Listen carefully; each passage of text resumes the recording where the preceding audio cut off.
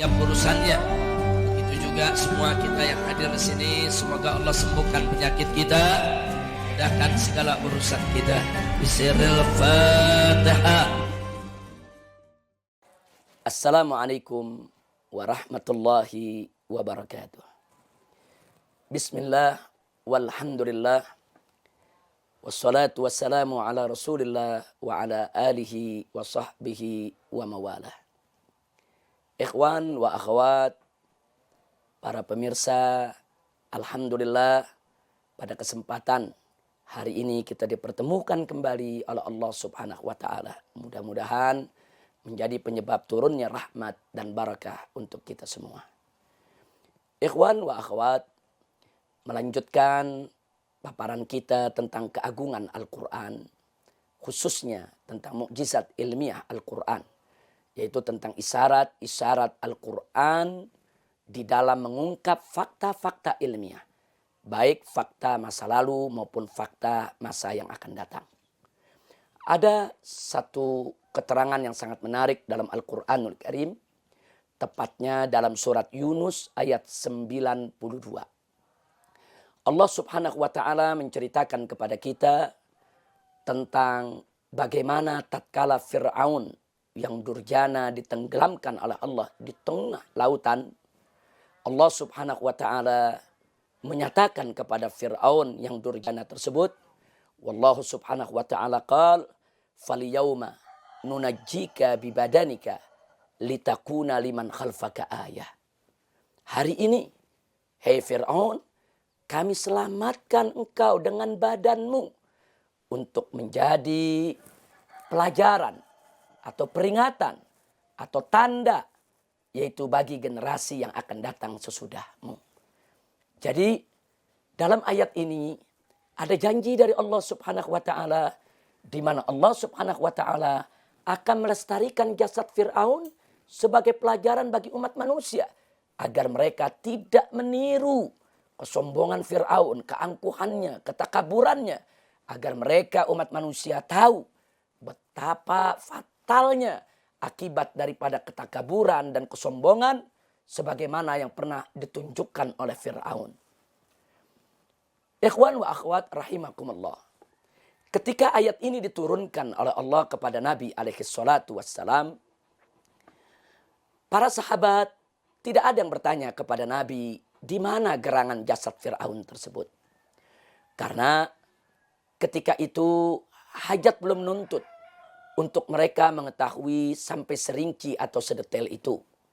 Nah, karena tidak ada pertanyaan dari para sahabat, maka tidak ada juga keterangan dari Nabi tentang di mana sebenarnya jasad Fir'aun ketika itu. Tapi umat Islam semua beriman. Baik jasad Fir'aun itu ditemukan atau tidak ditemukan, baik kita ketahui atau tidak kita ketahui, amanna billah wa bima jaa anillah. Kami beriman kepada Allah dan kami beriman dengan apa yang datang dari Allah.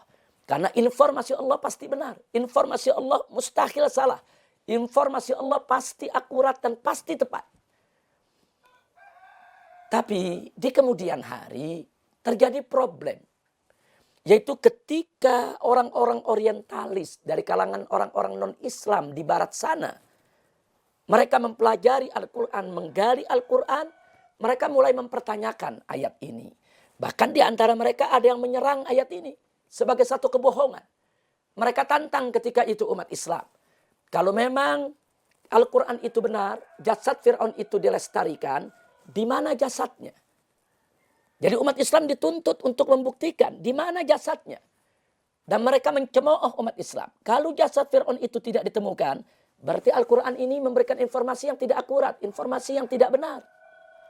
Nah, jadi ini memang satu tantangan yang luar biasa. Namun para ulama kita, umat Islam tetap berpedoman amanna billah wa bima jaa anillah. Kami beriman kepada Allah dan kami beriman dengan apa yang datang dari Allah Subhanahu wa taala. Walaupun jasad Fir'aun tidak ditemukan atau belum ditemukan ketika itu, tetap mereka beriman dengan informasi ilahi yang ada di dalam Al-Quranul Karim. Namun serangan kaum orientalis ini makin hari makin menjadi-jadi. Dan ini sangat berbahaya. Karena bisa merontokkan akidah atau iman, keyakinan masyarakat awam terhadap Al-Quran. Tapi alhamdulillah, sebagaimana janji Allah, Allah akan menjaga Al-Quran. Sebagaimana janji Allah, Allah akan tunjukkan kepada mereka yang mendustakan Al-Quran bahwa Al-Quran itu adalah benar. Akhirnya ketika serangan itu makin menjadi-jadi terhadap Al-Quranul Karim, Allah subhanahu wa ta'ala mendatangkan jawabannya. Di mana fakta ilmiah sejarah dalam bidang arkeologi, dalam bidang purbakala menunjukkan bahwa di tahun 1896, seorang arkeolog bernama Loret menemukan jasad Fir'aun di Wadil Muluk di daerah Al-Uqsur. Atau di Indonesia disebut Luxor, yaitu di negeri Mesir. Subhanallah, ternyata ada rombongan ahli arkeolog yang dipimpin oleh Loret masuk ke Mesir dan menyisir tepi daripada sungai Nil. Sampailah mereka di satu kota kecil yang bernama Luxor. Nah, di sana mereka mulai melakukan penggalian purbakala. Akhirnya sampai mereka ke satu tempat yang mereka gali dan mereka temukan. Ternyata di situ terdapat pemakaman raja-raja Mesir. Jadi dari Ramses I, Ramses II, Ramses III. Jadi Fir'aun yang pernah memimpin Mesir, semua jasadnya dimakamkan di sana. Dan inilah yang disebut Wadil Muluk, yaitu lembah raja-raja. Disebut lembah raja-raja karena itu merupakan pemakaman raja-raja Mesir kuno. Ini menjadi satu titik terang. Karena kenapa kita katakan titik terang? Karena kita juga sedang mencari informasi jasad Fir'aun ada di mana. Fir'aun yang hidup di zaman Nabi Musa alaihissalam yang ditenggelamkan oleh Allah di tengah lautan. Nah, begitu ini ditemukan tahun 1896, maka penemuan ini menjadi satu terobosan dalam bidang arkeolog yang sangat mengembirakan. Dan akhirnya penggalian ini dilanjutkan oleh Elliot Smith, yaitu pada tahun 1907. Nah, begitu diteruskan, ternyata di lembah raja-raja ditemukan beberapa mumi, yaitu beberapa jenazah daripada raja-raja Mesir masa lalu yang diawetkan atau yang dibalsem. Nah, dari sekian mumi-mumi yang ditemukan, ada yang menakjubkan. Ternyata ada satu mumi berbeda dengan mumi yang lain. Satu mumi ini lebih utuh dibandingkan mumi-mumi yang lain. Mumi-mumi yang lain sudah menunjukkan kerusakannya, kerapuhannya. Tapi yang satu ini jauh lebih utuh dibandingkan yang lain. Dan ini menjadi tanda tanya. Siapa gerangan? Ini jasad mumi yang lebih utuh dibandingkan yang lainnya. Ini Ramses yang mana? Fir'aun yang mana? Nah, penemuan ini makin memberikan titik terang. Dalam upaya untuk kita bisa mendapatkan tentang jasad Fir'aun yang dijanjikan oleh Allah dilestarikan. Menjadi pelajaran untuk umat manusia. Lalu apa yang terjadi? Ternyata kemudian ketika itu sebagaimana kita ketahui Mesir itu dijajah oleh negara Prancis. Kemudian pemerintah Prancis melakukan isolasi terhadap mumi-mumi tadi. Dan termasuk jasad mumi yang lebih utuh dibawa oleh Prancis ke negerinya. Dimasukkan ke dalam satu tempat yang sudah disiapkan sedemikian rupa agar tidak rusak. Dan akhirnya jasad mumi tadi itu disimpan, tidak boleh disentuh, tidak boleh diteliti, tidak boleh diperiksa sampai tahun 1975. Jadi kita bisa lihat di sini 68 tahun mumi tersebut disembunyikan oleh Prancis. 68 tahun. Entah kenapa, bukan tidak mungkin. Mereka khawatir kalau itu adalah jasad Fir'aun yang dilestarikan oleh Allah. Jasad Fir'aun yang zaman Nabi Musa. Kalau itu terbukti berarti Al-Quran benar. Kalau itu terbukti berarti serangan mereka terhadap Al-Quran justru menjadi bumerang buat mereka. Tapi alhamdulillah pada tahun 1975 seorang ahli forensik berkebangsaan Prancis dari umat Nasrani itu mendapatkan izin dari pemerintah Prancis untuk melakukan penelitian terhadap jasad-jasad mumi-mumi tadi. Nah, begitu diteliti ada hasil yang menakjubkan bahwa kenapa salah satu jasad itu lebih utuh muminya dibandingkan dengan mumi yang lain. Ternyata mumi yang lebih utuh itu seluruh bagian tubuhnya Dari mulai rambutnya, kulitnya, tulangnya, lapisan di bawah kulitnya mengandung unsur garam yang sangat tinggi. Subhanallah. Dari mana garam-garam itu datang?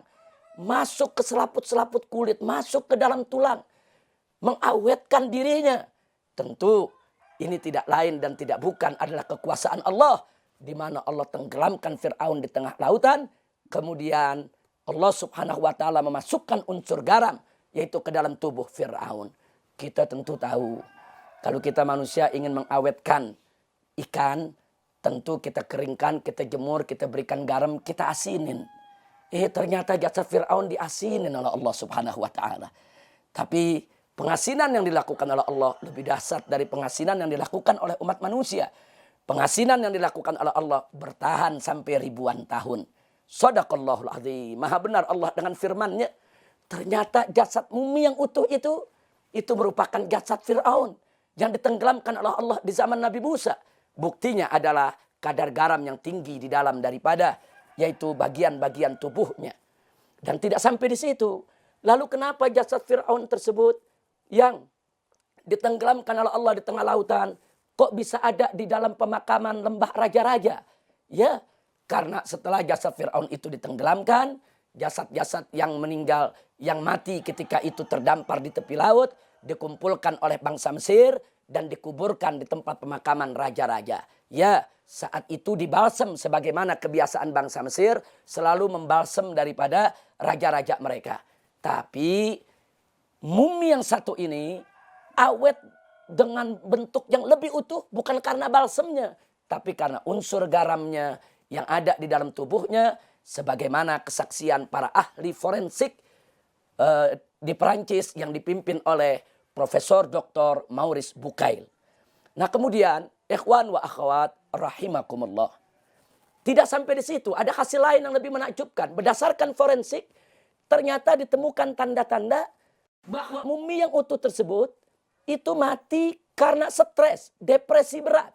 Itu ilmu forensik itu bisa menyelidiki orang yang mati karena racun, orang yang mati karena serangan jantung, orang yang mati karena ada organ tubuhnya yang rusak. Tapi yang satu ini mati karena depresi, kaget, stres. Kenapa bisa seperti itu? Kita kembalikan kepada sejarah. Bagaimana tidak stres? Bagaimana tidak depresi? Fir'aun merasa dia yang berkuasa. Dia punya pasukan, dia punya harta benda. Dia merasa yakin bisa membunuh Nabi Musa alaihissalam dan para pengikutnya. Tapi ternyata keadaan terbalik begitu tiba-tiba. Dia ditenggelamkan oleh Allah bersama pasukannya. Dia stres, dia depresi. Dan akhirnya dia mati ditenggelamkan oleh Allah di tengah lautan.